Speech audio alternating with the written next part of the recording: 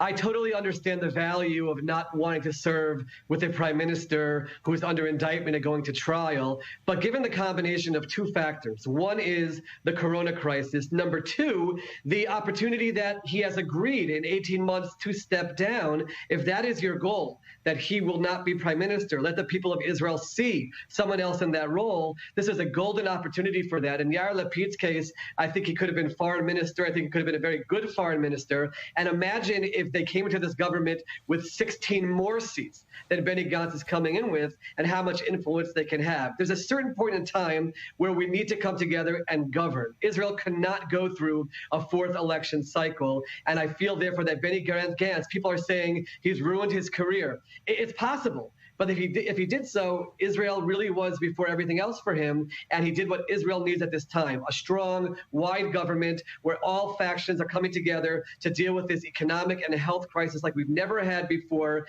And what will happen down the road, we'll see. But there are some times where values are important, but the survival of Israel and bringing Israel together is even more important, and that's what I wish Yesh Atid would have done, and that's why I applaud Benny Gantz for what he did. All right, now let's take it to the next step, Dov. Having made that step, what guarantees or what measures, what ministerial seats, what guidelines should Benny Gantz be insisting from Benjamin Netanyahu?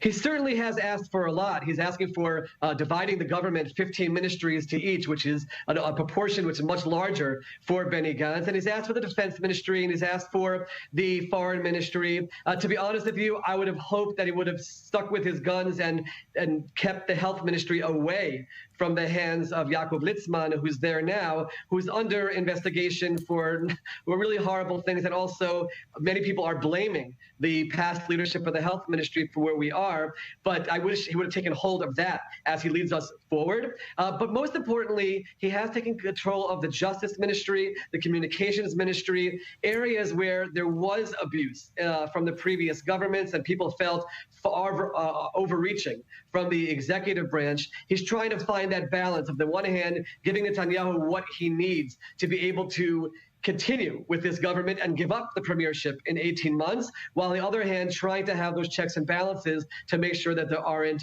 abuses. I did like the idea that Benny Gantz threw out there, which we heard throughout the day, of the possibility of professional ministers, meaning not taking from your members of Knesset, but outsiders who are experts in the areas to be the ministers. I'm hearing now that they're veering away from that, and that, I think, is a problem. I think it would have been wonderful for the country to put people who are professionals and experts in the areas to deal with these ministries. As of now, there's no deal that's signed. Right. They say that by the morning they hope that's done. There's a lot of negotiating to do.